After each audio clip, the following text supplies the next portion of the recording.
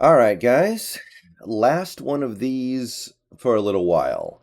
That's right. It is Wednesday, meaning that we have ourselves a Wilson Wednesday, a Russell Wilson Wednesday, and, well, you know, we all know.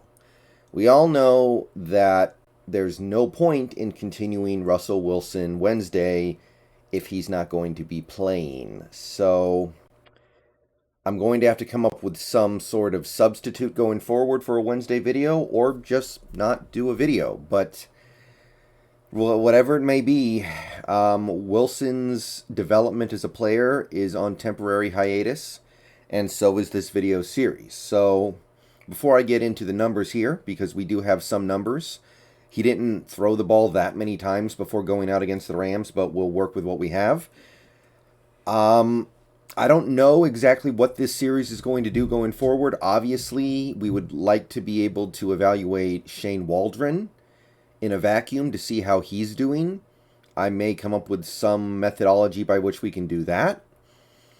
I don't think evaluating Gino's play is particularly helpful or educational or informative, so I don't just want to convert this video series over to a Gino thing. So I don't know exactly what's going to happen, but obviously this will be the last Wilson Wednesday for a little bit. So let's go through what we have here. So against the Rams, I don't think Wilson played terribly well. Matty F. Brown defended him a little bit on Twitter. If you want to go read his take, you can. But I felt like the decision making wasn't on point, and his pocket awareness kind of deteriorated as the game went on. So, that being said, let's take a look at some of these numbers and come up with something a little more concrete. So, air yards per pass attempt, that actually went up a little bit from 8.7 to 9.1, and his air yards per pass completion went up from 6.3 to 6.9, despite only throwing a handful of attempts against the Rams. So, basically, that matches up with what I saw. It seemed like he was going for the home run ball a little bit more against the Rams. He had the deep ball to Tyler Lockett that got PI'd. There was the deep ball on the play where he got injured. There may have been one or two others. So he was slinging it. And in fairness, on a lot of those plays, the offensive line did hold up enough for him to justifiably do that. But there were also some plays, and I'm sure we all remember them, where he held onto the ball too long. And his yards after the catch per pass completion went down to 6.4. So it was kind of the old Wilson. Okay, now let's take a look at his accuracy. Bad throws. He is now up to 18 bad throws in the first 4.5-ish games of the season. He had two more bad throws against the Rams. Of course, those bad throws don't count the bad not throws, like, say, both of the sacks that he took in that game. I don't think I need to explain why those are so bad and so damaging for him to not get the ball out of his hands. But in terms of just bad throws, two against the Rams. On target throws, he had 11. So his bad throw percentage is actually lower than it had been the previous 3 years, and his on target throw percentage is higher than it's been in the previous couple years. So accuracy wise, Wilson is playing at a very high level. And you look at this stuff, and it does remind you that in some areas he is a very good quarterback. He is an excellent quarterback, one of the best. He is able to maintain a high level of accuracy despite going for so many air yards.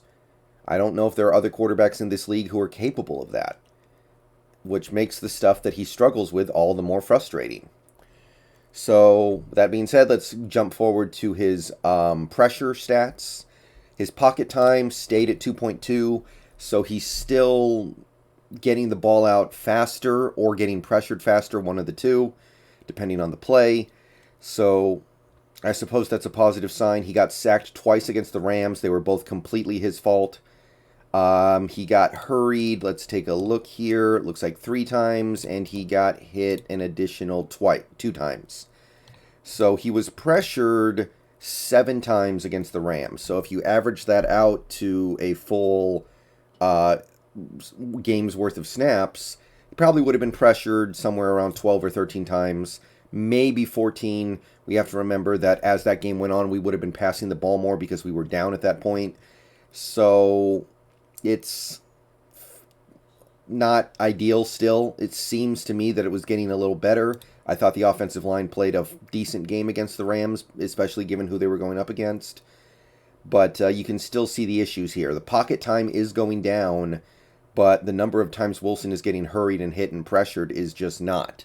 His pressure percentage is up higher than it's ever been since the stat has been recorded. He's getting pressured on nearly a third of his dropbacks, which is actually significantly more than it was even last year or the year before that. And it's right up there with where it was in 2018. So I don't think the offensive line played too bad of a game against the Rams. I don't. But you can still see where part of that is just because the standard is a little too low right now.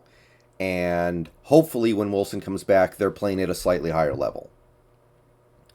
Okay, and there isn't a whole heck of a lot else to talk about here. He had one scramble, I believe, against the Rams. Yes, he had one scramble, and we had 3 play-action attempts, which is well below average for an NFL offense, and it's below average for this offense. So maybe not having Chris Carson out there just kind of limits what we feel like we can get out of play-action.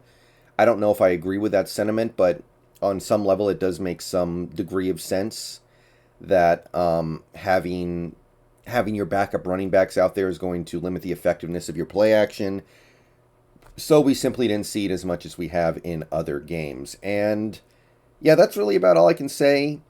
Again, I don't think Wilson played very well against the Rams, but if you look at the numbers here, there is some good stuff for sure. Like I said, his accuracy right now is on point, despite the fact that he is still going for broke on a lot of these plays. His air yards came up this week. His yards after the catch per completion went down. So it was kind of like the Wilson from last year or the year before. And that's not my favorite thing in the world, but I will concede that for the most part it worked. It's not like he was getting creamed every time he dropped back to pass. And like I said, the 2 sacks were on him holding onto the ball for 3 years. So I can live with it, but what I can't live with are some of the bad decisions. I can't live with the interception was bad. I know it's his first interception of the year, and I feel like an asshole for even complaining, but it's a bad throw that we just can't have at that spot in the game. So yeah, I don't know. He didn't get to play a lot against the Rams, so to take too much from what we saw, probably a bad idea. But yeah, that's going to do it for Wilson Wednesday for a couple of weeks, maybe a month. And that's going to go ahead and do it. I will talk to you guys later. Peace out. Go Hawks. Streams later.